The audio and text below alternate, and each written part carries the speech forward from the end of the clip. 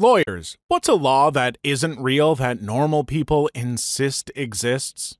It's a law that exists, but widely misunderstood, is the concept of entrapment. If the police put a bait vehicle in a high-crime area, that is not entrapment. If the police are watching a bar known to overserve to see if there are impaired drivers at the end of the night, that is not entrapment. Entrapment only occurs when a government agent suggests committing a crime that you were not otherwise going to commit. This actually happened to an old high school teacher of mine. He thought he was going on a date with a lady he met online. When they met up for the date, who happened to be an undercover officer, she was like, "I'm not really interested in a date, but for money, I'll do blank," to which he obliged. He was charged with soliciting a prostitute, but the charges were dropped since he was only actually interested in the date and had no desire to solicit anything until the officer brought it up. That is exactly the classic scenario that the law is written to prevent. And whoever that officer was should have been disciplined. That is textbook violation of rights. I'm surprised they even try to do stings that way. People that think it's illegal to be videotaped in a public space. I saw someone on Nextdoor complaining about my reasonable right to privacy in a public space when someone was shaming 20 standing together waiting for takeout. Sorry, that's the opposite of how it works. If big-time celebrities can't stop paparazzi from following them and their family 24/7, I have no clue why ordinary people believe that they have the right not to be caught on camera in public. I'm honestly surprised that more celebrities don't hire people to follow the paparazzi themselves around and make their lives as annoying as possible. Things like standing in front of their shots or following them to the doctor's office and then demanding to know why they were there. I'd 100% watch a TV show where especially obnoxious paparazzi were followed around for months and harassed in the same way they harass others. Paralegal. A lot of people think that the law requires you to be a good, decent person. If I'm sitting on a bench and see a blind person about to walk into the path of a bus, it's completely legal for me, in the United States, to remain silent, take my cell phone out, and take a video of his death. It's even legal for me to profit from the video. I'd be a monster for doing it, but there's no law imposing a duty on me to tell this stranger, watch out for that bus. You should never tell a blind guy to watch out for a bus. Listen out for that bus. Don't try this in France, though. There is something called Non assistance à personne en danger, Article 223-6 Code Pénal, which translates to failure to assist a person in danger. 75,000 euros and 5 years in jail. It's federal law in the U.S. that a plainclothes or undercover police officer has to identify themselves as law enforcement if asked. No, it's not the law, and they can tell you whatever the F they want. I'm reminded of that Breaking Bad cold open where Badger gets arrested for selling product to an undercover officer because of the exact made-up law, LOL. They can do drugs to prove they aren't a cop too. An undercover cop went to court to get his rehab for cocaine covered by workers' comp. It was covered. The sad thing about that is he had to take it to court. Probate attorney here. I've had many people ask me when the reading of the will is going to take place. I explain to them that only happens in movies. But one of these days, I'm going to have one and hire a mysterious blonde wearing a veil to sit in the corner quietly. Then I'll tell everyone that she inherits everything. Provided, of course, that she must adopt the descendant's cute but troublemaking 6-year-old child no one knew about.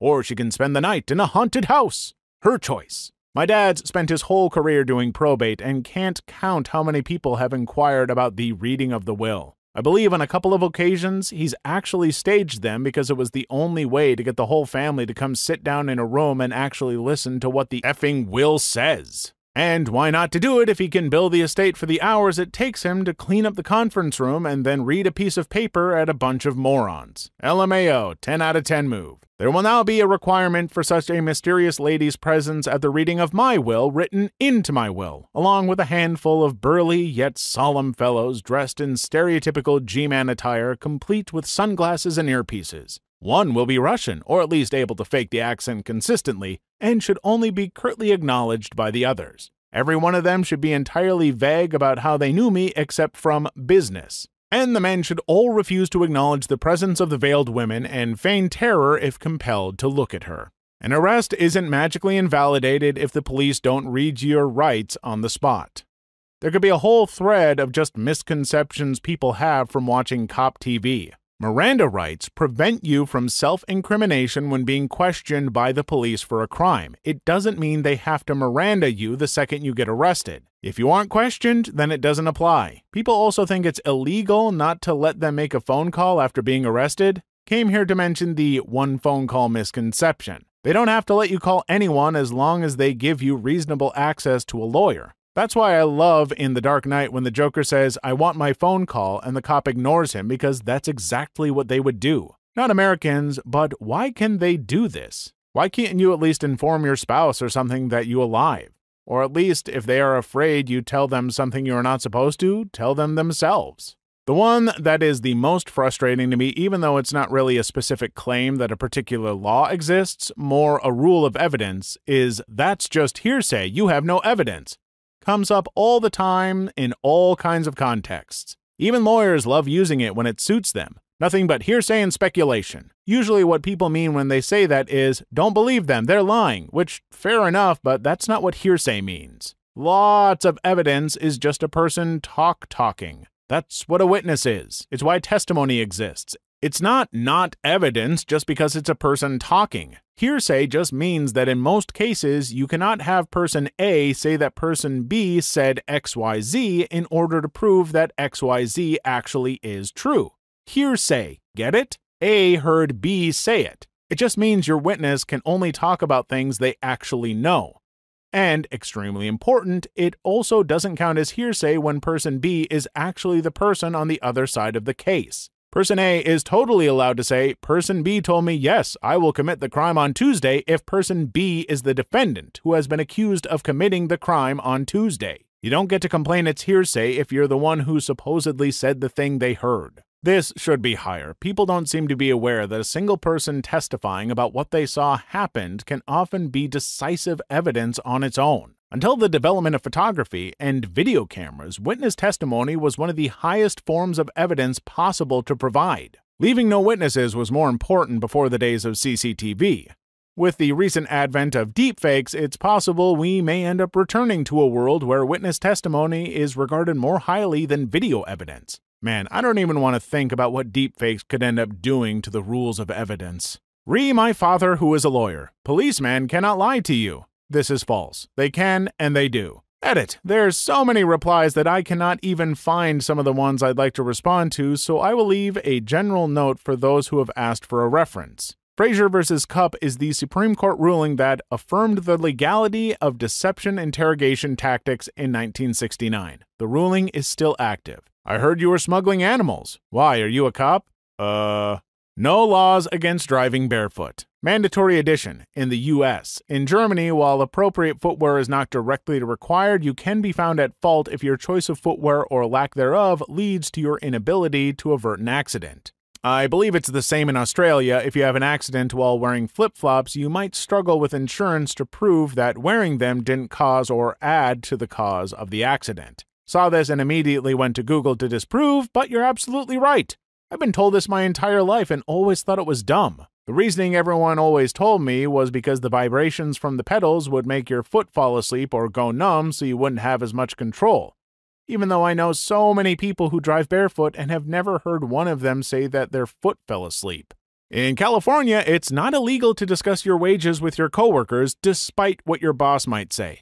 Edit. I'm a lawyer in California. I assume it's the same in the other 49 states, but don't want to speculate. It's actually not illegal anywhere in the United States to discuss wages or form/join a union, contrary to what many employers may claim. I also strongly recommend you do both to protect yourself and your colleagues from being taken advantage of. Edit. As many commenters have noted, it's not only completely legal to unionize and/or discuss wages, but you can buy alcohol with a meal at 16, beer, wine, cider, and you are not breaking any laws if you give your child some alcohol in the privacy of your own home and they are over the age of 5. Edit. At 16, you have to be accompanied by an adult and it is paid for by the adult. Thanks, you/Kalusk. You can buy alcohol with a meal, but do restaurants have final say as to whether or not they'll serve it? Yes. The restaurant chain I used to work at wouldn't sell alcohol to anyone under 18, even if it was just one beer to have with a meal. Probably a good choice, to be honest. Used to hate it when a bunch of 18-year-olds would hire out my place's function room for a birthday party. Utter carnage. Sovereign citizen stuff. I feel like enough folks have claimed to be sovereign citizens that it's become normal. But no, generally you can't declare yourself exempt from the laws in effect where you are. My first job while in school was as a law clerk was to respond to pro se writs of habeas corpus from prisoners. One of the first ones I was given was to respond to a guy that claimed he was falsely imprisoned because he had sovereign immunity. He had changed his name to Jesus Christ and claimed that because he was the sovereign, he was not subject to our laws anymore and needed to be released. I remember being very flummoxed on how to respond. I spent entirely too much time on that reply. This feels like the kind of thing they would hand to someone as prank/hazing. Old loony Jesus is locked up again. Let's give that one to the new clerk to break him or her in. Exactly. There were lots of drivel ones like that were hard to respond to because they were just incoherent.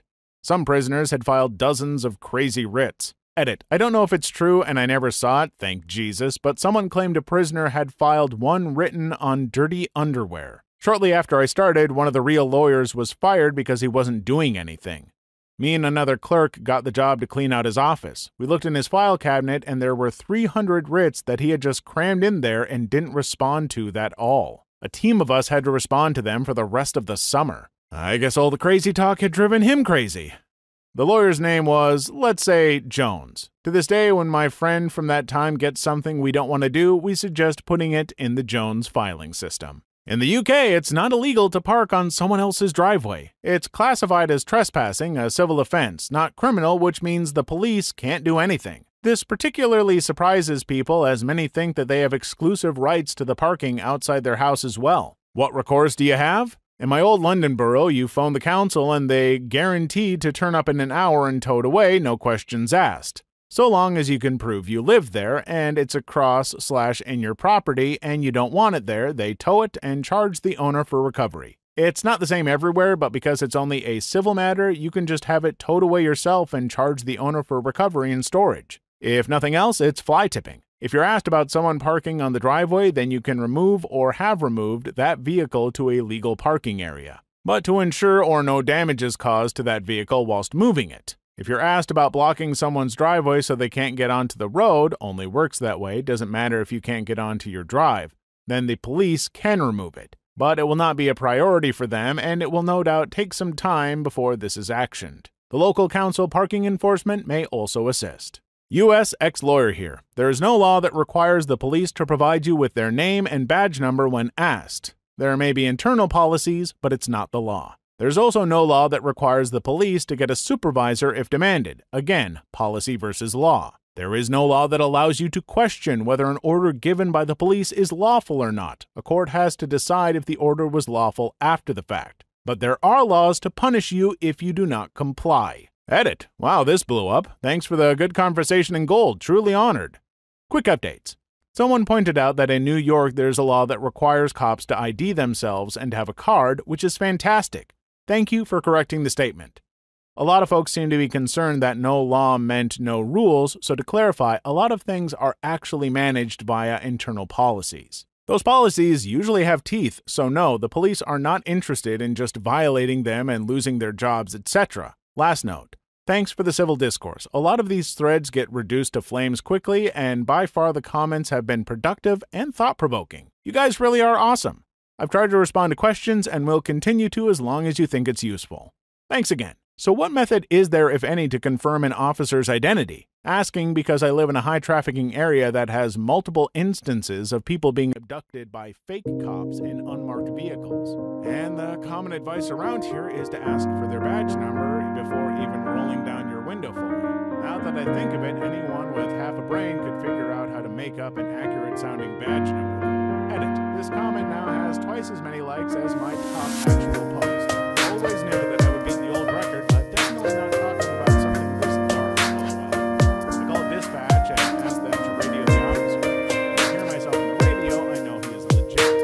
Police generally hate me. I just tell them to wait while I confirm their identity. During high school, we had a police officer come into our past to talk about driving laws. We spent 10 minutes talking about how you should confirm an officer's identity when you get pulled over. There apparently was an issue of people impersonating officers, especially on out roads where there weren't people.